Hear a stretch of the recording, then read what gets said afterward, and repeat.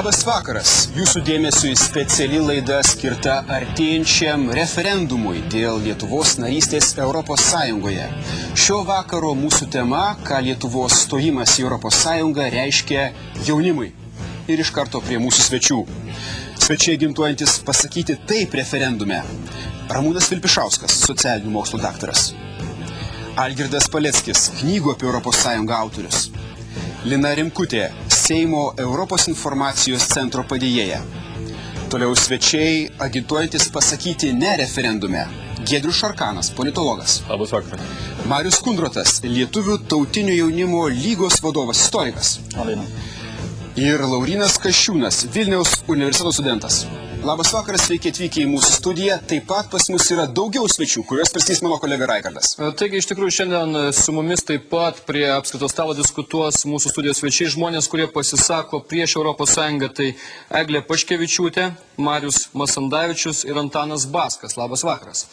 Ir taip pat žmonės, kurie pasisako už Europos Sąjungą. Tai Audrius Matikiūnas, moksleivių parlamento pirmininko pavaduotojas, Jūros Požėla jaunimo konvento dėl Europos ateities narys, taip pat Donatas Kūras, Lietuvos liberalaus jaunimo vadovas, bei Sandra Burokaitė, projekto Atrask Europą vadovė. Labas vakaras. Taigi, kalbant apie tai, kodėl Lietuvos stojimas naudingas Lietuvos jaunimui, išsakoma visokiausių argumentų, bet dažniausiai kartojami trys, nuo kurių mes pabandysime ir pradėti. Tie trys argumentai yra tokie, kad Lietuvos stojimas į Europos Sąjungą padės jaunimui labiau išsilavinti. Atsiranda daugiau galimybių lavintis užsienyje. Kitas argumentas, kad Lietuvos stojimas į Europos Sąjungą padės jaunimui susirasti mėgstamą darbą. Padidės galimybės įsidarbinti. Ir trečias argumentas, linksmesnis arba visai linksmas, tai atsiranda daugiau galimybių keliauti ir įsigyti draugų visoje Europoje. Pažiūrėkime į pirmą argumentą. Pone Vilpišauskai, kokių jaunimo atsiveria daugiau galimybių įgyti geresnį išsilavinimą? Aš pirmiausia norėčiau pasakyti trumpai, kodėl svarbios visos trys laisvės ar galimybės. ES pagrindą sudaro bendroji rinka, kuri yra skirta mainams tarp valstybių narių. Ir tie mainai įvairūs yra prekyba, judėjimas, važiavimas dirbti, keliavimas šiaip laisvalaikio tikslais ir taip pat važiavimas mokytis. Ir aišku, kad daugiausia šiomis galimybėmis pasinaudoja mobiliausia visuomenės grupė. Tie žmonės, kurie daugiausia linkia judėti, gali judėti, nori judėti. Ir aš manau, kad jaunimas yra turbūt viena iš tokių grupių, kuri daugiausia juda, daugiausia domisi viskuo. Ir šiuo atveju, kalbant apie studijas, aišku, kad jau dabar jaunimas gali pasinaudoti iš dalies stojimų į Europos Sąjungą. Erasmus programa yra vienas iš pavyzdžių. Ir dalyvaujant bendroje rinkoje, erdvėje be sienų, aš manau, kad galimybių mokytis be visų kitų jau mūsų išvardintų galimybių daugės ir aš manau, kad tai iš tiesų labai apčiuopiama nauda Lietuvos jauniems žmonėms. Bet tai taip pat, jūs sakote, bus galimybių ir geriau išsilavinti tiems, kurie yra čia Lietuvoje, nes, kiek suprantu jūsų argumentus, jūs sakote, kad kylant ekonomikai labiau bus remiama švietimo sistema, universitetai ir žmonės galės geriau išsimokslinti. Viena vertus, iš tiesų, augant ekonomikai galima daugiau lėšų skirti ir švietimui. Kita vertus, mainai, judėjimas, kontaktai, jie patys savaime yra vertingi ir akademiniai bendruomeniai, ir dėstytojams, ir studentams, kadangi studentai pabuvę kitur gali kelti aukštesnius reikalavimus grįžę į Lietuvą. Aš manau, tai lygiai taip pat yra svarbu, kadangi tai sukuria paskatas ir dėstytojams, kurie Lietuvoje dėsto, taip pat nenusileisti per daug nuo savo kolegų užsienį. Aš manau, kad tai yra labai stiprus ir labai geras spaudimo šaltinis. Dėkui, pana Vilpišauskai. Pone Šarkanai, kaip jūs vertinate šį argumentą eurooptimistų, kad jaunimo atsiveria daug galimybių geriau išsilavinti? Na, visiškai negalėčiau sutikti. Jaunimas dabar turi visas tas galimybės ir kas gali jomis naudojasi. Ir gali ir studijuoja užsienyje, ir keliauja, ir turi draugų.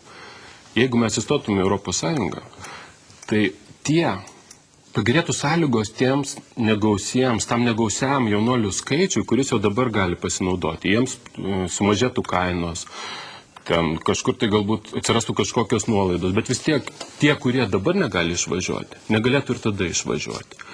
O tiems jaunuoliams, kurie ir dabar negali išvažiuoti ir kurių yra dauguma, jie patirtų visas neigiamas pasekmes.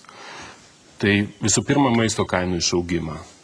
Ten pusantro gal karto, gal 20%, nesvarbu. Čia bendros Toliau- neigiamos Taip, ekonominės taip. pasekmės, apie kurias esate kalbėti. Bet grįžtant prie galimybių geriau išsilavinti, jūs paminėjote vis tiek, kad dalį geresnių jaunuolių tarsi ponas atsiveria Vaičiūnas galimybių. sakė, tiems, kurie yra iniciatyvus, kurie dabar tai turi, jiems dar geriau bus. O kitiems... Palaukit, duokit man pabaigti. Grįžkim prie to grinai argumento Palaukit. galimybių išsilavinti. Taip. Ne, aš vis dėlto norėčiau pabaigti. Norėčiau vis dėlto išvardinti tas pasiekmes, su kuriomis susidurtų jaunimas, jeigu netyčia mes įstotume į tą sąjungą. Padėvėtų automobilių, tai yra tenais 15 metų ir daugiau, kainos išauktų 1,5–2 kartus, jeigu mes įstotume. Būtent jaunimas negali sau leisti nusipirkti naujų Mercedesų. Niekur neišvažiuotų, ar ne, turėdami galimybę važiuoti. Aš turiu omeny, kaip pasikeistų jaunimo padėtis Lietuvoje. Dizelinis kūras pabrangtų, kas irgi atsilieptų. Tiems, kurie rūko, cigarečių kainos pašoktų 3 ar panašiai. Trūkimas mažiau susijęs su studijomis. Palaukit, aš kalbu apie tai, su kuo susidurtų jaunimas. Palaukit, Aš man pabaigti. Gerai. Prašau, ne, ponia Šakanai, bet būkime racionalūs. Mes pradėjome nuo argumento Aš labiau išsilavinti. Tai rūkimas šiuo atveju, kaip ir, aš suprantu, dalis rūko, bet tai... Jūs, kad euro, sakysim, tie, kurie agituoja už referendumą, nori pabrėžti tik tuos smulkius argumentus, tos argumentėlius, kurias galėtų pasinaudoti keli jaunuoliai. Argi jaunam žmogui nėra svarbu išsilavinti? Yra svarbu, bet aš kalbu apie tai, kas laukia visų kitų jaunuolių, tų, kurie neturi pinigų keliauti po Europos Sąjungą ir neatsirastų jų istoriją. Brangstančios cigaretės, taip. Tai yra jau 5 mano argumentas. Brangstančios cigaretės. Tai yra cigarečių pakelis, tarp jaunimo populiarių ten kokio nors Barkley kainuotų 10–15 litrų. Toliau, ir kas svarbiausia jaunimui, tai kad išaugtų nedarbas Lietuvoje. Tai yra labai svarbus argumentas, kaip antras, minimas dažnai eurooptimistų būtent. Mes būtinai grįžime prie to, bet pažvelkime į pirmąjį argumentą. Pirmąjį argumentą, palaukit, sugrįžkime, mes turim visą laidą, valandą mes šnekėsime apie tai. Pone Šakanai, pažvelkime. Nedarbas Lietuvoje išaugtų. Tie žmonės, kurie dirba pagal verslo liudijimus, jie to nebegalėtų daryti. Nedarbas išaugtų, taip. Gerai, mes pripažinome. Ir tai yra esmė tame, kad kažkur 80–90% jaunimo gyvenimas pablogėtų. Tiem 10%, kurie ir dabar yra, bet vaikšto su melinom vėliavėlėm, jų gyvenimas tikrai dar labiau pagerėtų. O užtat visiems kitiems pablogėtų, kaip ir daugumai Lietuvos gyventojų. Todėl dauguma Lietuvos jaunimo, kaip ir dauguma Lietuvos gyventojų, neis referendumą. Dėkui, ponas Šakanai, dėkui. Labai trumpą klausimą. Aš norėčiau paklausti, kokiu pagrindu jūs teigiate, kad nedarbas Lietuvoje išaugtų? Visur tai buvo. Pažiūrėkite, vienintelė šalis yra Rytų Mes Vokietija. sugrįžkime prie argumento pirmo, galimybių geriau išsilavinti. Konkrečiai, ponia Ribišauskai, galimybės išsilavinti, tai labai svarbu. Jeigu tu neišsilavinsi, negausi gero darbo, kad ir kur mes bestotume, ar ne? Aš dabar norėčiau atsakyti. Ar galima atsakyti į tą teiginį, kad jau dabar pasinaudojo tie, kam reikia ir tik tai mažai žmonių pasinaudos ir ateityje galimybėm studijuoti. Vienas dalykas, dabar pasinaudoja dėl to, kad jau vyksta integracijos procesas. Jei nevyktų integracijos procesas, vizos dar turbūt tebegaliotų. Ir kaip tik tie turtingesni tada gauna didesnę naudą. Stojant į Europos Sąjungą pašalinamos kliūtis, kurios sudaro papildomą barjerą neturtingiam išvykti. Taip, pripažinkite tai, kad kuo laisviau keliauti, tuo daugiau žmonių gali to pasinaudoti. Bet būtent tas jaunimas, kuris negali išvažiuoti, jiems neatsirastų papildomų šansų. Jiem atsirastų naujos galimybės, jiem būtų pigiau išvažiuoti. Nesutinkat su to? Galimybės gauti Jeigu dabar stipendijas. sakysim, išvažiuoti ten 100 000 litų per metus jaunuolį, sakysim. Kainuotų, sakysim, 80 000 litų per metus. Ar labai pasikeistų daugumą jaunimo? Pasikeistų tiems, kurių tėvai turtingi gali apmokėti. Pone Paleckį, Tiem būtų dar lengviau. dėl galimybės studijuoti užsienį. Pirmiausiai, vis tik tai pripažinkim tą faktą. Ir nereikia čia truputį klaidinti žmonių, kad su Erasmus programa, su kitomis programomis žmonių galinčių išvažiuoti į užsienį skaičius tikrai padidės, o nesumažės, kaip jūs sakot. Antras dalykas. Kalbam ne tik apie išvažiuojančius, bet ir apie žmonės, kurie lieka Lietuvoje. Narystė Europos Sąjungoje atneša Lietuvos gyvenimo lygio gerėjimą. Atitinkamai tai automatiškai atsiliepia švietimo sistemai. Taip kad sakyti, kad tuo pasinaudos tik tai maža saujelė žmonių, nu, ne visai korektiška. Ir trečias dalykas. Palaukit, ką tik mane Kiek apkaltino? mažiau turtingos ir Graikija, ir Portugalija. Nu, tik pameluota, ką? Duokit Pameluota. pabaigti. Nebuvo tai šalis, kur tik tai turtingas graikas arba tik turtingas portugalas išvažiavo pasimokyti arba gavo išsilavinimą savo šalyje. Ką pamelavo ponas Paleckis? Jis pasakė, kad aš sakiau, kad sumažės galimybės žmonių išvažiuoti. Ką pagalvoju? Kad mažiau žmonių galės išvažiuoti. Aš taip nesakiau. Jis Aš sakė, kad jis sakiau, pamelavo. kad taip. Gerai, Jisai sakė, gerai. kad aš taip sakiau. Aš taip nesakiau. Gerai. Norėčiau iš karto... Svarbu, gerai, pažiūrėkime, kokių argumentų turi dėl galimybių geriau išsilavinti ponas Kundrotas. Būtent aš kaip tik stengsiuosi Prašau. ties to koncentruotis. Būkime racionalus. Tai va, aš asmeniškai siūlyčiau skirti galbūt geresnį išsilavinimą nuo to išsilavinimo, kuris yra labiau vertinamas konkrečioje aplinkoje. Aš dabar nekalbu apie Kembridžą arba Oksfordą, tačiau man teko bendrauti su eilinių Švedijos aukštųjų mokyklų studentais, tai aš tikrai, švelniai tariant, negalėčiau pasakyti, kad būtų jie geriau išsilavinę ar plačiau ir giliau negu Vilniaus universiteto, sakysim, arba VDU studentai. Ir tai, kad šitie universitetai tenais yra vertinami vien dėl to, kad jie vakarietiški, tai yra šovinizmas elementarus. Aš siūlyčiau geriau... Bet jūs mūsų švietimo patriotas, jūs sakote, kad Lietuvos aukštasis mokslas savo lygių nenusileidžia Europos, į kurią Lietuva ruošiasi stoti, aukštąją mokslai. Tai jūsų ir pagrindinė mintis. Imant, reiškia, eilinį Švedijos ar ten Vokietijos kokį nors universitetą, tikrai taip. Tikrai čia joks privalumas, ponė Vilpišauskai. Ponė Vilpišauskai, tai kuo čia puikuotis? Aš noriu pasakyti, kad pirmiausia, didesnės galimybės studijuoti savaime yra geras dalykas, ar jūs su to nesutinkat, kad jūs galite pasirinkti arba prastesnį universitetą, arba geresnį. Be jokios abejonės, bet aš sakiau, ar tie universitetai tikrai yra geresni, tai čia Ne apie tai buvo kalba. Kalba buvo apie tai, kad bus daugiau galimybių pasirinkti, kur studijuoti. Tik tai mes sakėm. Ir vadinasi, dėl to jums tai yra privalumas. Jūs pasakėte, bus galimybės įgyti geresnį išsilavinimą. Tai ar tas išsilavinimas iš tiesų bus geresnis? Aš keliu šitą klausimą. Tai spręsit jūs. Tai priklausys nuo jūsų pasirinkimo. Ar jūs važiuosit į vidutinį Švedijos universitetą, ar važiuosit į gerą mokyklą. Matote, Kembridžo universitetą baigė ir ponas Petraitis. Bent jauni žmonės, apklausose jie nurodo, kad jiems yra svarbu išvykti, pasimokyti svetur. Jiems tai yra vertybė. Klausimas, ar ten kokybiškesnis išsilavinimas ar ne, tai yra nepasibas iš Čia yra kaip ir visur kitur diskusija apie Europos Sąjungą. Ne Europos Sąjunga išspręs mūsų visų problemas, bet jinai padės tiem, kurie galės pasinaudoti ir norės pasinaudoti galimybėmis. Dėkui, mes pratęsime mūsų diskusiją, baigiam su švietimu, pašnekėsim dabar apie galimybės jaunimo rasti mielą darbą, tuoj pat po reklamos.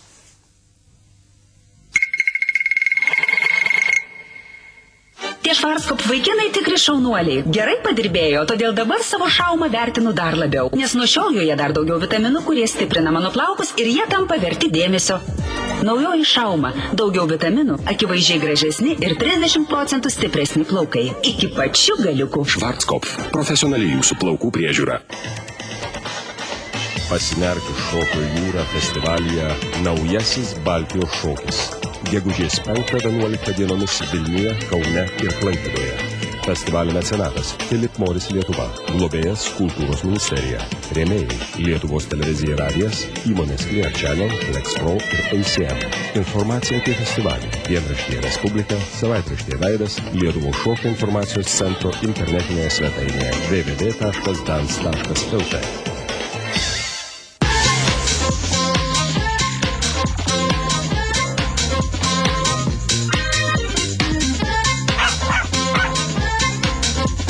Balandžio 29 diena artėja. Nepražiopsok. Rėmėjai. Informaciniai rėmėjai. Lietuvos televizija, radio stotis M1, dienraštis Lietuvos žinios.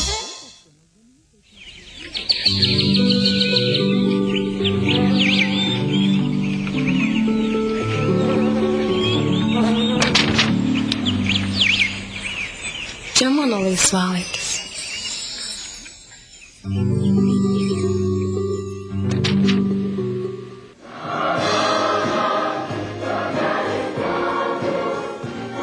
Pasaulio lietuvių dainų šventė. Mes. Birželio 30 Liepos 6 dienomis. Šventės gėrimas gubernijos duonos gira.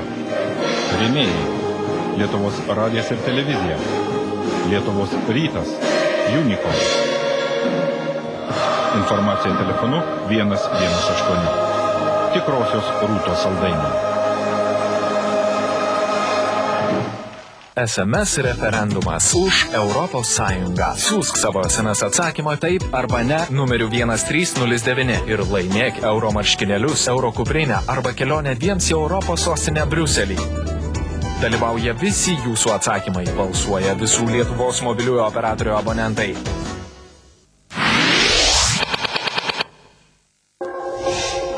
Kas devintas žmogus Lietuvoje neturi darbo. Vieni stengiasi nelaimę paskandinti alkoholyje, kiti vaduojasi vienadieniais uždarbiais ir mažomis pašalpomis, treti patys mėgina kurti naują gyvenimą. Mano svajonės, aš manau, kad šiuo metu įsipildė. Aš turiu savo verslą ir aš visą gyvenimą svajoju, kad turėjau savo verslą. Istorijos apie žmonės netekusius darbo. Pinigų karta antradienį po Panoramos.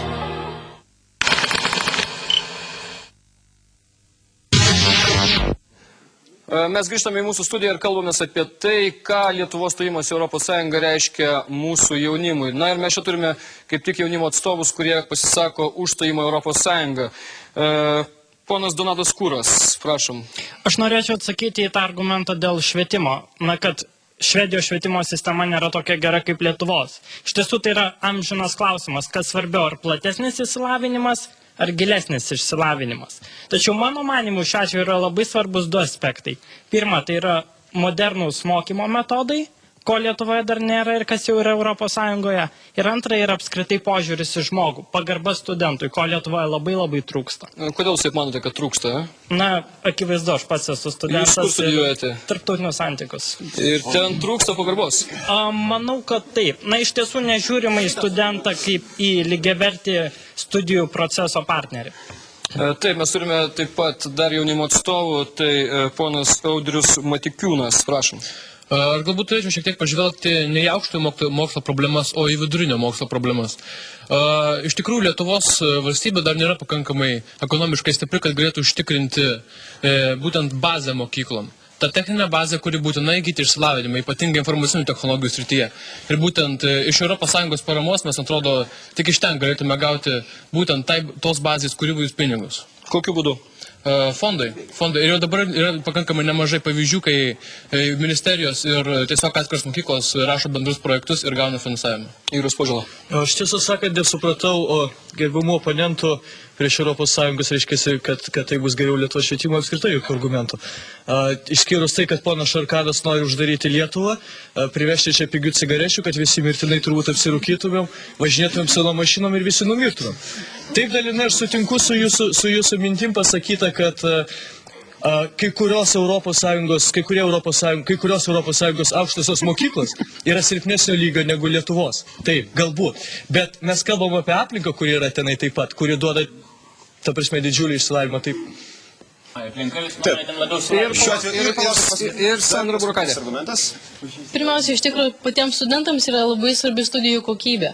Iš tikrųjų, Lietuvos universitetų kokybė nėra tokia gera kaip vakarietiškųjų universitetų. Bet eurorealistai kalba apie tai, kad vis dėlto išsilavinimo lygis Lietuvoje ir švietimo lygis nėra toks žemas. Aš nesakau, kad jis yra žemas, tačiau žvelgiam realybėje akis, iš tikrųjų mes negalim lygiaverčiai lygiuoti su vakarų universitetais. Iš tikrųjų yra daugybė universitetų, kur Lietuvos studentai gali realizuoti savo galimybės. Bet kas trukdo dabar, sakykime, studijuoti vakarų universitetuose?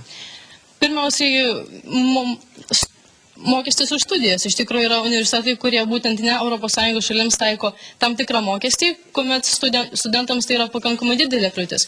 Ir taip pat norėčiau pasakyti, kad tie studentai, kurie išvyksta pagal ES programas, tai nėra turtingų tėvelių vaikų maždaug mokslas.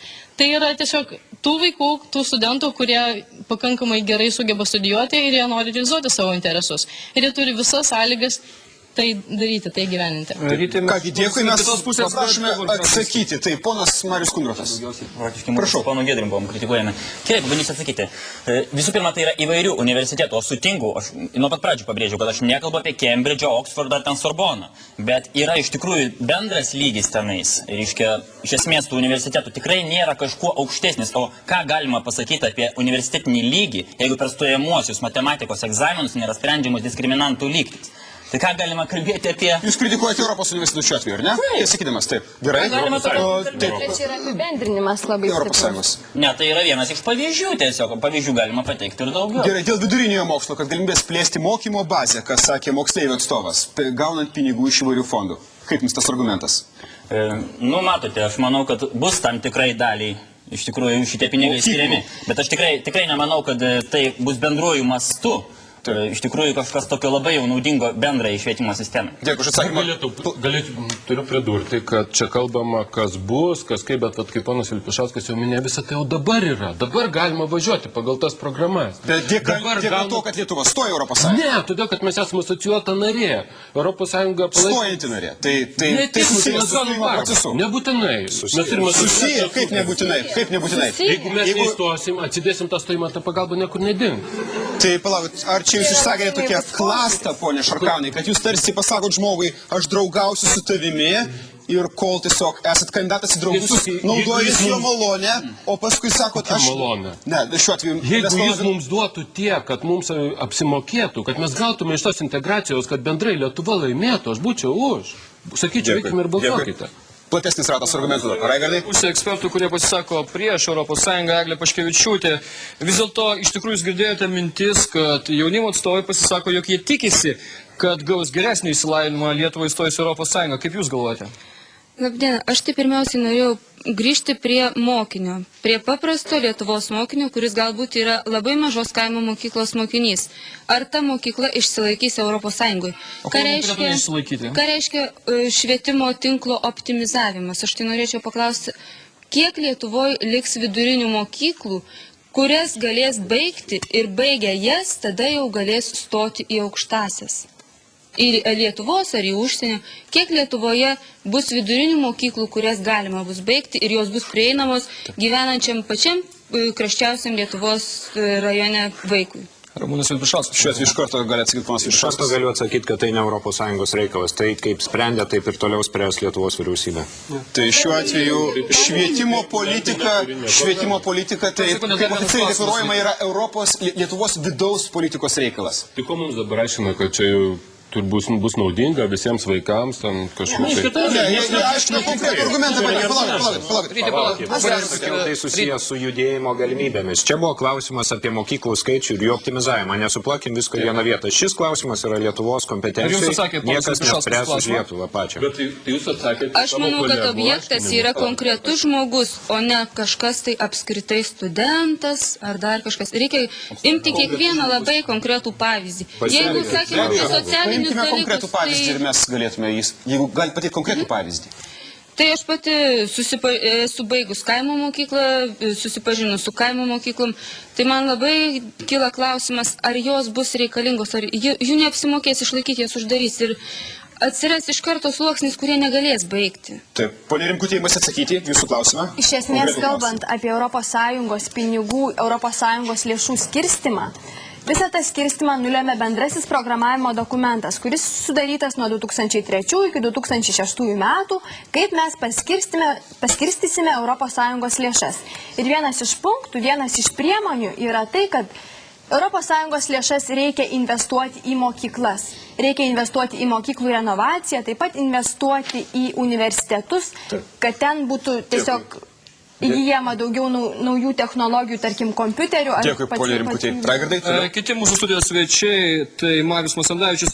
Vis dėlto norėčiau paklausti jūs, iš tikrųjų, mes čia girdime žmonės, kurie pasisako už stojimą į Europos Sąjungą, kad nebus tai blogai su švietimu, kaip, bando įsivaizduoti euroskeptikai. Kaip jūs galvojate? Mano manimo, aš turiu tokį vieną dalyką pasakyti, kad aš manau, kad ta dalykai, kurie ateina iš Europos Sąjungos, ar jie neįtakos moralės mūsų švietimo, mūsų mokyklos. Nes aš žinau, aš pats buvęs užsienį ir dirbęs tenais ir bendravęs su jaunai žmonėmis, kurie mokosi. Ir aš matau tokių dalykų, kad jų moralė yra žemesnio lygio, tikrai negu dabar yra Lietuva.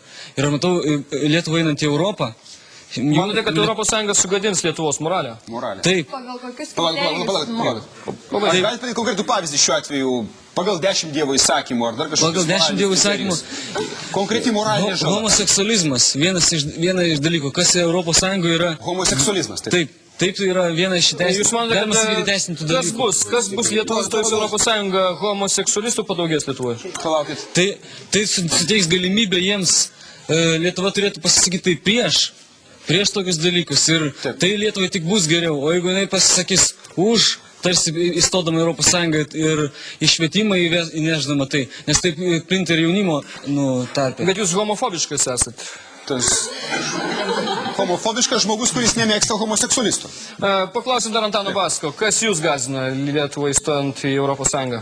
Manęs niekas negazdina, tik aš noriu atkreipti dėmesį, kad tai čia pakelta, tas klausimas yra labai svarbus. Nuo to, kaip jis Lietuvoje bus įspręstas, bus ir pasiekmės Lietuvos Europos Sąjungoje. Airijoje kaip tik daugiausia metė pinigų Europos Sąjungos išvietimą. Airija metė 26% visų pinigų Europos Sąjungos išvietimą. Lietuva meta tik tai 18%. Tai iš karto tai sąlygoja, kad Lietuva negalės pakartoti šitos Airijos pasiekimų. Kadangi tas tikrai lemia, kaip bus išsilavinę žmonės, kokie jie turės gebėjimus konkuruoti. Bet mes kalbame apie struktūrinius fondus įvairius, kurios galima bus paimti, iš tikrųjų pinigus ir lavintis. Tai aš ir atkreipiu dėmesį, kad Lietuvos valdžia paskyrė šitam reikalui tik 18% visų tų fondų pinigų. Kai Airijai paskyrė 26%. Bet tai ko čia dėta Europos Sąjunga? Čia valdžios problema? Taip. Aš ir noriu atkreipti dėmesį, kad nuo stojimo į Europos Sąjungą iš esmės niekas nepasikeis, viskas priklausys nuo čia. O dabar dėl mobilumo, tai dabar daugelį universitetų, daugelį kolegijų galima baigti per internetą ir nebūtina keliauti. O tas keliavimas tikrai iš esmės keičiasi, tas vadinasi elektroninis mokymas, elektroniniai kursai. Pavyzdžiui, Liverpoolio universiteto informacinės sistemos, prašau, galit baigti vienas kursas $500 per internetą. Ir kitose mokyklose. Dėkui. Taip, ponas Paleckis atsakys į šios argumentus. Buvo keli šiuo atveju. Pradėkime nuo pastarojo pono Basko argumento. Svarbiausias argumentas – neteisingas lėšų paskirstimas projektuojant Lietuvos švietimo ateitį. Sutinku, kad galbūt buvo galima duoti daugiau švietimui tų lėšų, bet tai nėra iškalta akmenyje šitie Lietuvos dokumentai, kuriuos priimėm. Galėsim lėšų daugiau skirti švietimui. Tikrai Airija yra geras pavyzdys. Dabar dėl moralės, dėl vertybių. Homofobija. Ačiū Dievui, kad Europos Sąjunga nepasako jum, kad jūs būkit, reiškia, nereguliuoja jūsų vertybių, nes antraip tai būtų diktatūra. Tai aš neįsivaizduoju. Arba jūs norit atitverti Lietuvą geležinę uždangą nuo visų vakarų ir gerybių ir blogybių, be abejo irgi yra. Ar jūs norit pastatyti kinų sieną ir kurti Lietuvoje tobulą visuomenę, bet tas jau buvo išbandyta, atsiprašau. Mes pradėjom pokalbį apie vertybės, ponia Kundrotai. Dėl tas perspėjimas, spaudoj buvo pranešimų, kai kurie žmonės buvo išsigandę, kad tarsi neva tai gandas, kad ES kažkaip yra ypatingai palanki homoseksualistam, neva tai toleruodama jų santuokas, bet iš tikrųjų praktiškai tai yra pačios ES narės valstybės vidaus reikalas, visuomenės reikalas. Kodėl tai argumentai keliami, ponia Kundrotai? Netoleruojama, o planingai skatinama. Planingai skatinama. Kaip net... Leiskite pagrįsti argumentus. Kaip homofobija, kaip homoseksualizmas, arba... Palauk. Matote, tai yra toksai dalykas, reiškia, visa istorija rodo, kad tarp įteisinimo ir paskatinimo galima dėti lygybės ženklą. Ir jeigu šiandieną, reiškia, šitie dalykai tenais yra įteisinami, tai automatiškai jie yra paskatinami. Tenais tai kai kuriuose šalyse leidžiama tuoktis homoseksualistam. Palauk. Yra knygelė, galiu parodyti. Taip. Reiškia, šita knygelė jau šiandieną yra platinama. Bet ar tiesiog, šiuo atveju... Prašau. Taip. Lytinė orientacija ir Europos Sąjunga, Amsterdamo sutarties. Štai, reiškia, ištisa knyga kalba apie tai, kokios yra sudaromos Europos Sąjungoje galimybės, reiškia, plisti homoseksualizmą. Kas ją publikavo, galima sakyti? Ar jums idealas buvo Hitleris? Šiuo atveju dokumentas, kurį jūs turite, yra pačių homoseksualistų agitacinė medžiaga. Tai yra finansuoja Europos Sąjunga. Tai finansuoja Europos Sąjunga. Taip, puikus argumentas. Tai jūs galite išleisti savo knygelę. Jūs galite išleisti savo knygelę. Jūs iškėlėte šitą idėją. Mes kalbam apie vertybės. Ir ką aš noriu pasakyti, vienas dalykas, tai ne Europos Sąjungos kompetencija, tai yra valstybių narių pačių reikalas. ar joms sudaryti teisę...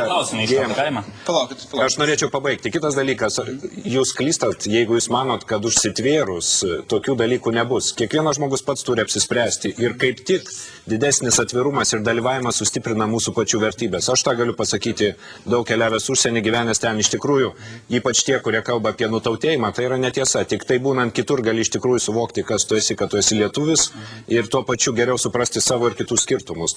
Būtent atvirumas skatina moralinį stiprybę. Kita vertus, visuomenės informavimo įstatymas draudžia viešai rodyti nepakantumą kažkokioms mažumoms. Tai ar nebus įstatymų kažkokie pažeidimai, pavyzdžiui, toks priešiškas kalbėjimas apie gėjus, homoseksualistus? Aš pradžiai pabandysiu atsakyti į abiejų pasisakiusių oponentų teiginius. Tai va, tai pono Paleckį pirmiausia. Buvo kalbama apie kinų sieną, buvo kalbama apie diktatūrą. Tai va, kalbant apie atitvėrimą, tai be jokios abejonės aš sutiksiu su tuo, kad mažesnėje reiškia valstybėje, mažesnėme darinyje visados yra lengviau išspręsti vieną ar kitą problemą negu didesnėme.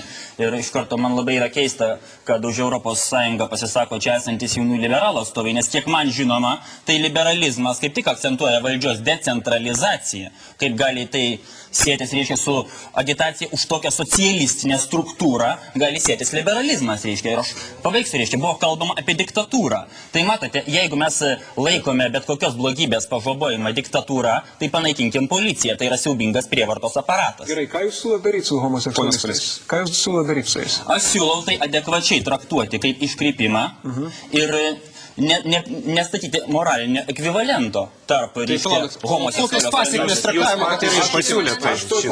Jūs patys iškėlėte šitą klausimą. Jūs pats keliate, jūsų kolega tiksliau, tai kaip moralinį dalyką. Aš galiu pasiūlyti tokį dalyką.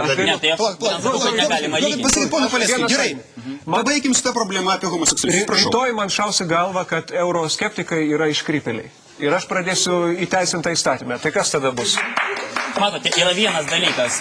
Bet spręskite kitus pagal save. Ne, tai suprantat, jūs siūlot pasakyti, kad jie iškrypėliai ir tada jos jau naikinti. Čia atskiras ir labai sudėtingas klausimas. Klausimas apie mažumas. Mes aptarsime daugiau kitų svarbių mūsų temai klausimų apie tai, ką Lietuvos jaunimui reiškia stojimas į Europos Sąjungą, bet tai po reklamos.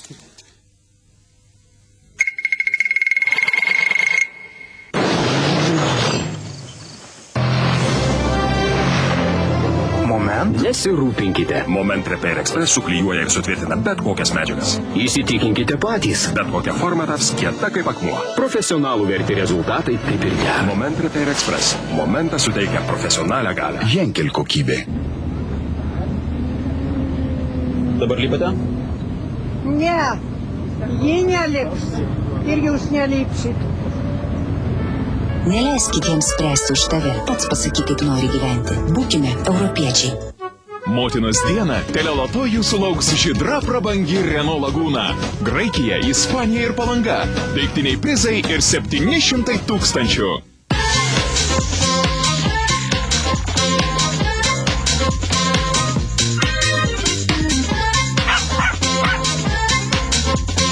Balandžio 29 diena artėja. Nepražiopsok. Rėmėjai. Informaciniai rėmėjai. Lietuvos televizija, radio stotis M1, dienraštis Lietuvos žinios. Pagauk piknik šansą. Kuris gali būti kiekvienoje piknik pakuotėje. Kortelėje esantį numerį siųsk SMS žinutę numeriu 1308. Ir iškart sužinok, ką laimėjai. Laimėkite prizą. Metu 150 000 litų. Tu jau pagavai piknik šansą.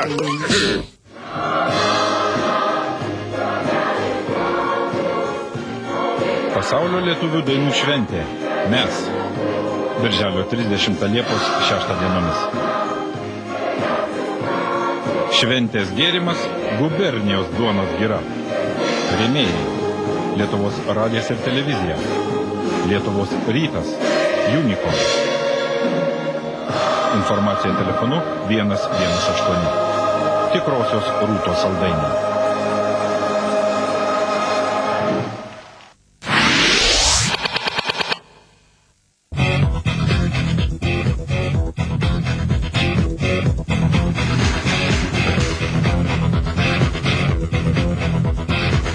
Kiekvieną pirmadienį 22 val.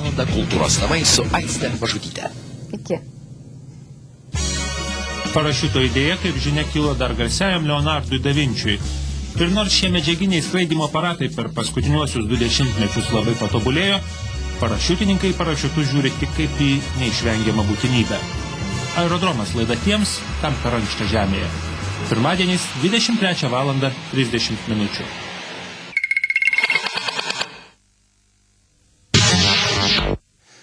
Tęsime diskusiją paskutiniai kryžkeliai, kur aiškinamės, ką Lietuvos stojimas į Europos Sąjungą reiškia jaunimui. Čia ką tik virė karšta diskusija apie gėjus, bet ponas Laurynas Kasčiūnas dar nebuvo gavęs žodžio pasakyti. Bendra tema. Jo, bendra tema. Iš tikrųjų reikia kalbėti apie tai, kad Europos Sąjunga vienaip ar kitaip yra globalizacijos proceso išdava, ar ne, euroglobalizmas. Tiek švietimo sistema, nacionalinė švietimo sistema, ar ne, tiek tautinė kultūra įsilėjus į Europos Sąjungą ir tapus to euroglobalistinio subjekto, sakykime, dalimi, jinai tampa atviresnė ir iš karto pažeidžiamesnė, ar ne. Visų pirma, globalizacijos epochoje mes turim suvokti, kad šiuo metu šitą diskusiją vis dėlto atstovauja dvi kultūras, ar ne, globalistinė kultūra ir, sakykime, tam tikrą prasme tautinė kultūra. Mes kalbame apie tautinės mokyklos, tautinės valstybės išsaugojimą, ar ne, o žmonės kalba apie, sakykime taip, atsiveriančias galimybės, ar ne. Aš norėčiau tik pasakyti, kad vartotojiškos kultūros plitimas, ar ne, ir, sakykime taip, kitų globalizacijos įtakų poveikis, reiškia, poveikis švietimo sistemai ir visam socializacijos, jauno žmogaus socializacijos procesui gali labai... Su vartotojiškų plitimu. Tai yra visos vakarų krikščioniškos civilizacijos atributas, ar ne? Dabar kalbėkime, reiškia, taip. Dabar įsivaizduokim, jeigu lopšelėje arba darželėje arba pačių žemiausių klasių jau yra, sakykime, taip, skiepijama, sakykime, arba duodama mokytis daugiau, sakykime, Europos istorijos negu Lietuvos istorijos, ar ne? Ypač, sakykime, dabartiniu metu, kai yra pristatomas spalvinimo knygelės Europos Sąjungos, sakykime, tam tikrais simboliais, ar ne? Tai greitų laikų galbūt jaunas žmogus pamirš, sakykime, taip, savo istoriją, pradės domėtis daugiau Europos istoriją. Dabar paskutinis teiginys ir mano argumentas, reiškia, kalbant apie Europos Sąjungos vertybinį neutralumą.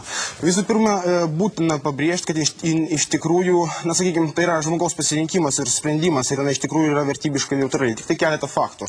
Šis, aš nenorėčiau grįžti prie tų, sakykime, homoseksualizmo temos, ar ne, bet vis dėlto reikėtų paminėti. Sausio mėnuo Europos parlamento sprendimas, 20 balsų persvara, Europos parlamentas priėmė iš tikrųjų neįpareigojantį, greičiau rekomenduojantį sprendimą, kad vis dėlto Europos parlamentas vertintų labai palankiai, jeigu valstybės narės legalizuotų homoseksualistų santuokų įteisinimą. Aš nekalbu, ką su jais daryti, aš nekalbu apie jų deportaciją, bet aš tik kalbu apie tam tikras vertybinės tendencijas, ar ne? Ir kai mes išsiaiškinam šitas vertybinės tendencijas, ar ne, mes galim to daryti. Pagal socialinės apklausas Lietuva yra viena iš homofobiškiausių visuomenių visoje Europoje. Tai yra čia klausimas, vėlgi klausimas, ar tai yra blogai, ar tai yra gerai. Bet Lietuvos teisė apsispręsti, ką daryti su gėjais. Aš apie tai kalbu, bet tai vis dėlto tendencijos. Klausimas, tai yra tendencijos. Dabar žiūrėkim, ką į tai atsako Lenkijos parlamentas, ar ne, kur iš tikrųjų euroskeptinės jėgos yra labai stiprios. Jisai atsako, reiškia, jisai neseniai priėmė įstatymą, kuriuo teigiama, kad vertybiniais ir moraliniais klausimais Lenkijos įstatymai bus aukštesni negu Europos Sąjungos. Be abejo, Europos Sąjungos įstatymai nereglamentuoja, sakykime, moralinių, sakykime, dalykų, kaip ir švietimo jie nereglamentuoja, ar ne? Bet sakykime, taip jau matosi tendencijos ir nacionalinės valstybės, kurios iš tikrųjų nori išsaugoti savo, sakykime, taip, nu, tu į savitą požiūrį tautinę kultūrą. Dėkui, pana Kasčiūnai. Palikim kol kas tą vertybių klausimą. Yra labai antras svarbus argumentas vartojamas, sakant, kodėl Lietuvos jaunimui gerai eurointegracija yra daugiau galimybių gauti darbo. Tarkim, vertybės atsiranda paskui, kai jau turi darbą. Pone Vilpišauskai, kodėl sakote, kad jaunimas įgyja daugiau galimybių gauti darbo Lietuvai įstojus į Europos Sąjungą? Tai yra susijęs su pirmoju klausimu ir aš susėdama šitas dvi temas norėčiau labai trumpai pasakyti, ar tiksliau paklausti tų, kurie kalba apie tautinės mokyklos išnykimą. Ar jūs manot, kad daugiau šansų, jog lietuviška mokykla išliks, jei jos diplomai bus pripažįstami užsienį, ar jeigu jos teikiami diplomai nebus pripažįstami? Ir jums, jeigu jūs norėsite dirbti užsienį, reikės kitur baigti magistro laipsnį ar bakalauro laipsnį. Manau, sutiksit, kad jeigu bus pripažįstami lietuviški diplomai ES šalyse, tai kaip tik sustiprins ir lietuvišką mokyklą, aukštąją ypač. Manau, sutiksit su tuo. Aš turiu savo nuomonę. Tvarkoj, tada dėl darbo. Tai yra labai susiję dalykai, kadangi diplomų pripažinimas sukuria didesnės galimybės ir judėti pačioje Europos Sąjungoje ir su tuo susijęs yra kvalifikacijų pripažinimas. Ir iš tikrųjų, mano nuomonė yra akivaizdu, kad įstojus ar po tam tikro laiko nuo narystės datos vis dėlto Lietuvos žmonėms bus daugiau galimybių dirbti užsienį, tiksliau pasirinkti ar dirbti, ar pasilikti čia, jeigu tai jam naudingiau. Dėkui. Dar noriu pasakyti platesnis ratas mūsų kalbėtojų. Aš norėčiau paklausti, dėl to, kad mes dabar palietėm temą apie nedarbo lygį. Norėčiau paklausti, ar mūsų jaunieji studijos svečiai tikisi, kad Lietuvai įstojus Europos Sąjungą vis dėlto bus lengviau rasti darbą? Na, galima pirmiausiai paimti Airijos pavyzdį. Iš tikrųjų, Airija įstodama į Europos Sąjungą įgavo didelę naudą būtent nedarbo atžvilgiu. Nedarbo sumažėjo nuo 16 iki 4%. Ir tai yra pakankamai didelis skaičiai. Tuo tarpu paėmus visas ekonominės statistikas, kurios yra atliekamos Lietuvoje, yra tokia bendra tendencija, jog iš tikrųjų Lietuvoje nedarbas taip pat turėtų sumažėti. Ar Lietuvai įstojus Europos Sąjungą jūs važiuosite dirbti būtent Europos Sąjungą? Aš manau, kad kiekvienas žmogus turėtų nebijoti išvažiuoti kitur ir pasisemti tos patirties ir grįžti ir pritaikyti šią patirtį. Ir labai norėčiau atsakyti į klausimą, kodėl liberalai agituoja už Europos Sąjungą, kuri yra socialistinė struktūra. Na, natūralu, kad mums yra nepriimtini kai kurie ten esantis reguliavimai ir mes manome, jog jų yra tikrai per daug. Bet vienaip ar kitaip, na, tos tendencijos, būtent globalumo tendencijos, atvirumo, modernumo, aš manau, kad tai yra tikrai sveikintinas dalykas. Kai ką globalizacija gąsdina? Manęs asmeniškai globalizacija visiškai negąsdina, tai yra naujas iššūkis man kaip asmenybei, man kaip žmogui ir aš to labai džiaugiuosi. Ir jeigu jūs bijot globalizacijos, tai sakau, užsidarykite su pigiom cigaretėm ir numirkite jūs nuo to rūkimo tada. O jūs gąsdina? Manęs globalizacija visiškai negąsdina, nes aš esu garantuotas, jog Lietuvoje neradęs darbo, aš turiu pilnas teisės išvažiuoti į užsienį ir dirbti tam pilną teisę darbą, kai man garantuojamos socialinės garantijos ir aš esu pripažįstamas žmogumu. Bet toks argumentas yra, kad jeigu visi išvažiuos, tai kas liks Lietuvoje? Kaip ir minėjo euro optimistas, jog iš tikrųjų tik išvažiavimas žmogus supranta, kad jis yra lietuvis. Bet jis gali nebegrįžti. Čia nuo jo priklauso. Ponas Šarkanas, atsakysi taip. Ponas Giedrius Šarkanas. Pirmą norėčiau pastebėti, kad daugelį laidų sudaro tendencija, kad pasakantiems už referendumą tenka daugiau laiko kažkodėl. Ar jūs matavote, kiek kas pasisako? Teko stebėti, netgi reklama būna už Europos Sąjungą. Kol jūs neišmatuosite to pasisakančio realaus laiko, tol negalite pasakyti. Priimu jūsų argumentą. Iš esmės. Dabar kalbant apie nedarbą. Buvo kalbėta apie Airiją. Airija išstojo prieš 30 metų ir įstojus nedarbas ilgą laiką kilo. Po to pasiekė tik tai po 20 metų buvimo Europos Sąjungoje. Šitos rezultatus, jeigu nebūtų stojusi, tikrai būtų pasiekusi geresnius. Antra, kaip rodo Rytų Vokietijos pavyzdys, tenais Rytų Vokietija įstojo jau seniai Europos Sąjungą. Ir tenais įgauna milžinišką paramą, apie kurią negali net sapnuoti Lietuva. Ten 10 kart daugiau, gal 100 kart daugiau, nežinau. Ten yra 20% nedarbas. Pone Šarkanai, ar nedarbas Lietuvoje auks, jūs sakote, Lietuva įstojus Europos Sąjungą? Smarkiai augtų. Smarkiai augtų? Smarkiai augtų. Kiek procentų jisai pasiektų? Nu, bent dvigubai. Bent dvigubai. Tai, tarkim, dabar oficialus... Bet Lietuva neįstos, žmonės neis balsuoti prieš save. 40% galima sakyti nedarbas. Tai jūs sakote? Nu, čia, sakysim... Ponas Paleckis, kaip jums... Galbūt mažiau, gal pusantro karto išaugtų nedarbas. Prašau. Ne, tai aišku, čia net nėra ypatingai ką atsakyti, bet dėl globalizacijos būtent ES ir yra civilizuota globalizacija. Yra pasaulio rajonai Lotynų Amerikoje, Pietryčių Azijoje, kur globalizacija vyksta necivilizuotai. ES yra civilizuota globalizacija. Aš galėčiau pasakyti, kad ES rinka yra labiausiai reguliuojama pasaulio rinka. Jos užsienio prekybos režimas yra... Kokia civilizacija? Ką jūs norite pasakyti? Ir sukelia daugiausia problemų pasaulinio prekybos organizacijoje. Tai Lietuvai reikėtų stoti Jungtinės Amerikos valstybės. Ir man labai keista, Lietuva taip, labai puikiai gyvena. Niekur mes nestojame, neįstosim. Nes referendumas neįvyks, nes žmonės nebalsuos prieš save. Man labai keista, kaip laisvos rinkos institutas kartais agituoja stoti į Europos Sąjungą. Nes arba nežinau, kas yra laisva rinka, arba nežinau, kas yra bendro Europos Sąjungos rinka. Ponas Lipišauskas įgyja teisę atsakyti į kritiką, asmeninę kritiką. Jei galima atsakyti, visą laiką reikia pasverti, kokie yra pliusai, minusai ir... Mano nuomonė pasvėrus galimybės, kurias suteikia narystė Europos Sąjungoje ir tas, sakykime, neigiamas pasiekmes, kurias jūs mini, didelį reguliavimą, pavyzdžiui, žemės ūkyje, Išorės muitus trečiosiam šalim aš sutinku, yra tie dalykai, kurie nėra pateisinami ekonominio efektyvumo požiūrių, bet vis dėlto šioje situacijoje, manau, reikia pasirinkti, koks scenarijus įvertinus visus aspektus vis dėlto yra geresnis, koks balansas yra geresnis. Dėkui, bet rinktis palaukit. Mes grįžime. Tai dabar aš atsakysiu ir galėsim toliau. Rinktis turi žmonės, kurie eis balsuoti referendumą. Ir yra puikiai visiems aišku, kad tą naudą, galbūt labai didelę naudą pasidalins kelios įmonės, kaip ten Achema, Lisko, Klasko, ten tie žmonės, kurie vilas pasistatė, tenais vasarnamis ir laukia, kada galės pardavinėti. Tai jūs socialistas ar liberalas vis dėlto šiuo atveju? Aš esu Giedrius. Ideologija jūsų gana sunku suprasti iš jūsų pasisakymo apie eurointegraciją. Aš esu lietuvis ir man rūpi Lietuvos gerovė. O 70% Lietuvos gyventojų, jie smarkiai nukentėtų. Ir todėl dauguma Lietuvos gyventojų. Kągi, vis dėlto mes turime žmonės, kurie taip pat pasisako prieš Europos Sąjungą, čia mūsų studijos svečiai, Eglė Paškevičiūtė. Vis dėlto, ar jūs tikite, kad, sakykime, Lietuvai įstojus į Europos Sąjungą, atsiras daugiau darbo vietų?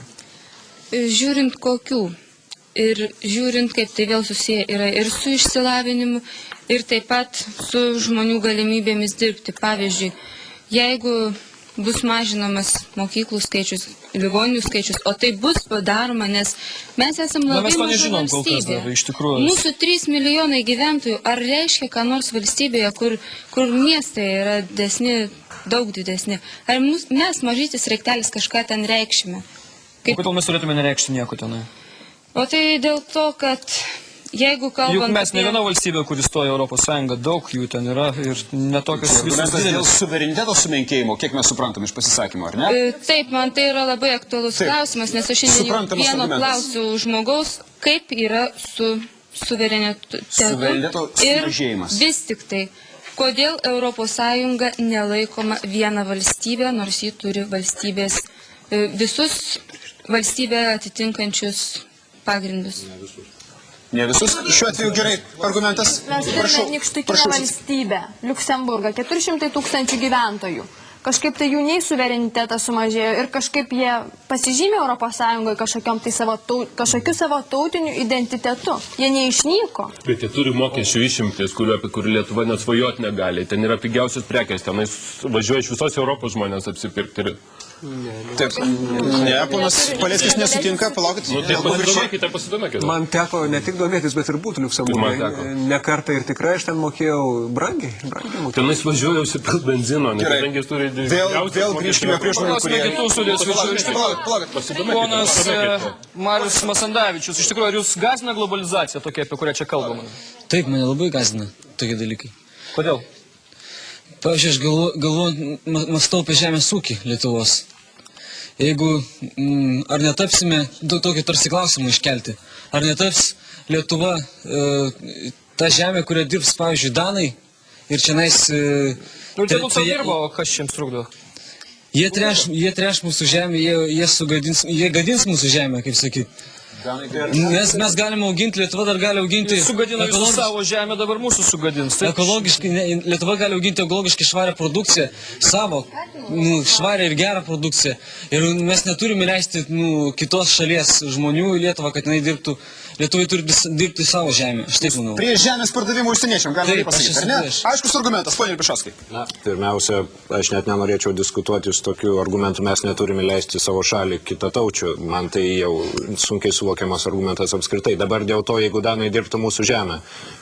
Visiškai gerai, jeigu tai reikštų, kad žemė yra geriau išnaudojama negu dabar, sukuriamos naujos darbo vietos ir iš to visi turi naudą. Ar jūs sutiktumėt su tuo, kad žemė būtų nedirbama, nenaudojama ir dėl to mes netektumėm dalies gerovės? Ne, aš ne tai neturiu minį. Aš turiu minį, kad lietuviai patys turi dirbti. Jie turi rūpintis Lietuva dabar, kad lietuviai dirbtų šitą žemę. Tai jiem visos galimybės suteiktos dirbti. Jeigu, manam, galvoju, kad einant į Europos Sąjungą, bus suteiktos didesnės galimybės Europos Sąjungos piliečiams iš kitų šalių dirbti Lietuvos žemę, o lietuviai turės važiuoti dirbti kaip pigi darbo jėga. Ir netgi patys lietuviai kaip pigi darbo jėga dirbs savo žemę, nors jie turi būti savo žemės šeimininkai dalykai. Lietuvos valstybė turi rūpintis kaip tautinė valstybė savo tautos piliečių, kad jie dirbtų savo žemę ir būtų šeimininkai savo žemę. Šiuo atveju darbo jėgos pigumas kartais pateikiamas kaip ir privalumas, nes neva dėl pigesnės darbo jėgos Lietuva pritrauktų daugiau investicijų ir būtų gerai ekonomikai ir nedarbui sumažinti. Pone Paleckį. Be abejo, bet čia yra svarbus kitas momentas.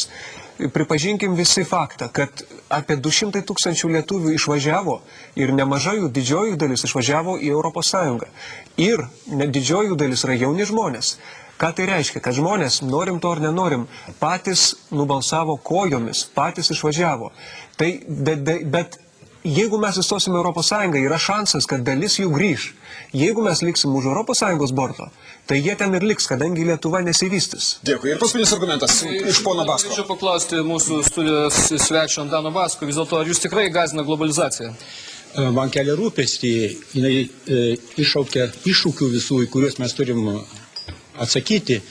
Ir čia, kur buvo kalbama apie darbo jėgos laisvą judėjimą, tai kas virš 200 000 išvyko, tai davė nuostolius milijardinius Lietuvai. Bet ponas Paleckis sako, kad jeigu mes įstosime Europos Sąjungą, tai galbūt jie grįž. Ir dabar jie gali grįžti. Nesustos Lietuvos vystymas įstojus ar neįstojus, tai keisis tempai. Pavyzdžiui, 89-8 metais dėl stojimo tempai sumažėjęs netgi augimo. Čia nėra, kad taip visą laiką vienodai bus, bet yra irgi paskaičiuota, kad įstojus į Europos Sąjungą dėl laisvo darbo jėgos judėjimo Lietuva praras 700 milijonų litų. Bet pagalvokite apie kitą dalyką. Kai į Europos Sąjungą įstos rytiniai slavai, tai juk čia jie ateis. Jeigu lietuviai išvažiuos į Europą, vakarų Europą dirbti, tai tie ateis čia. Kaip pasikeis tautinės sudėtis čia? Šiuo atveju dar vienas labai svarbus argumentas, ką tik buvo paliestas tam tikra baimė svetimų žmonių, kurie ateis į Lietuvą, Lietuvą įstojus Europos Sąjungą. Lietuva, kiek suprantu, jūsų argumentą praras galimybę apsisaugoti nuo svetimų, pavadinkim, blogų atėjūnų, ar ne? Ir pabaigai galiu pasakyti. Bet jūs tiesiog, mes duokim atsakyti į tą argumentą. Taip, prašau, ponė Libišovskai. Šitas jaunimas yra apmokamas Europos komiteto. Jie gauna... Palaukit, kuris jaunimas apmokamas? Kuris jaunimas Palanga valstybės lėšų. Jie gauna po 70 litų į dieną už tai, kad vaikščiotų dalintų lėšų. Gal galite parodyti autorinės Tas jaunimas, tai yra tie, jeigu būtų sąjungoje, jie būtų pionieriai ir komjaunuoliai. Ir nesutapatinkite tų vaikų. Jie netrukus atsakysim, bet grįžkime prie argumento... Kuris rodo per televiziją, nesupainiokite jo su visų jaunimu. Dėkui, pane Šakanai, bet grįžkime prie argumento dėl pavojingų svetimų, kurie gali patekti į Lietuvą, Lietuvą įstojus į Europos Sąjungą. Pone Libišovskai. Pirmiausia, niekas nevers nei parduoti žemės, nei kažko kito parduoti ar atsisakyti. Taip spręsime mes patys ir aš manau, reikia tą tiesiai pasakyti, nes dažnai vis dėlto neteisingai pateikiamos narystės pasiekmes, neva mes būsim priversti parduoti. Niekas neprivers mūsų nieko parduoti, nei žemės, nei kažko kito. Jei mes norėsim, mes galėsim čia būti. Trumpa replika. Mes turime 7 metų pereinamąjį laikotarpį. Per tą laikotarpį mūsų žemė nebus parduodama užsieniečiams. Kitas dalykas, labai konkretus pavyzdys. Jaunų ūkininkų įsikūrimui, konkrečiai Lietuvos jaunų ūkininkų įsikūrimui, vienkartinė išmoka gali būti 25 000 eurų. Vien dėl to, kad į Lietuvos kaimą sugrįžtų jauni žmonės ir jie turėtų galimybę dirbti tą žemę. Taip. Per 7 metų yra laikotarpis širinamas į darbą. Kantriai kelia ranką. Ponas Kasčiūnas. Iš tikrųjų, dar truputį grįžtant prie senos temos ir pateisiu ir šitą temą. Vis dėlto globalizacija, ar ne? Aš sutinku, kad ekonominės globalizacijos sustabdyti neįmanoma, bet kultūrinė ir politinė globalizacija... Konkrečiai, kultūrinė globalizacija. Kaip veikiamas jaunimas? Per televiziją. Kaip jūs reguliuotumėt televiziją nepriklausomai Lietuvoje, nepriklausomai Europos Sąjungoje, kad jaunimas įgytų teigiamas vertybės? Konkrečiai. Tai jau, jeigu atsakyti, reiškia, sakykim taip, apie globalizacijos įtaką, sakykim, nacionalinė valstybė, Europos Sąjunga yra supranacionalinis veikėjas, viršvalstybinių institucijų darinys. Tai kalbam apie tai, kad nacionalinė valstybė, man kaip jaunam žmogui, aš noriu gyventi nepriklausomoje Lietuvoje. Aš puikiai sutinku, kad ekonominės globalizacijos mes nesustabdysim. Mes netgi statom savo alternatyvos Europos Sąjungai argumentus būtent tą ekonominės globalizacijos. Dabar kitas dalykas. Kultūrinė globalizacija. Ne, kitas dalykas. apie valdžios, aš suprantu stojimo Europos Sąjungą kaip dalies atsakomybės valdžios nusimetimą ant, sakykime, vėlgi ant nekontroliuojamos valdžios centro būtent Briuselyje. Būtent, sakykime, laisvas asmenų judėjimas, kuris ir sudaro vieną iš 4 bendros rinkos laisvų pagrindą, ar ne, jis būtent ir yra, sakykime, taip daug kas argumentuoja, kad laisvas asmenų judėjimas mažins nedarbą. Dabar aš tik noriu pasakyti, kad, palaukit, laisvas asmenų judėjimas grindžiamas, šis visas laisvas asmenų judėjimas ir darbo rinkų liberalizacija grindžiama tuo, kad darbo jėga judės ten, kur yra darbo stygius, darbo jėgos stygius. Paskutinis klausimas, kur dabar yra Europos Sąjunga darbo jėgos stygius? Paskutinis klausimas, aš noriu paklausti pono Vilbišausko. 11,5% yra bedarbystės. Ar Lietuvos priklausimas Europos Sąjungai suteikia Lietuvai galimybę atsispirti neįgimoms globalizacijos tendencijoms, pavyzdžiui, kultūros srityje? Manau, kad taip ir nereikia painioti šitų skirtingų dalykų. Jei mes esam pasitikinti savim, pasitikintis tuo, kad esam lietuviais, mes tikrai atsispirsim ir būdami Europos Sąjungoje ir apskritai dalyvaudami globalizacijoje. Dėkui. Ir ponas Šarkanas pabaigai. Pabaigai norėčiau priminti visiems klausytams, kad Lietuva yra Europos centras, mums nereikia būti europiečiais. Ir mes padalinsime šito žemėlapius mūsų svečiams, kad jūs šitą prisimintų ir Dėkui jaunimui už pagarbę vieni kitiems diskusiją. Kągi, dėkui mūsų auditorijai. Susitiksime po savaitės. Iki.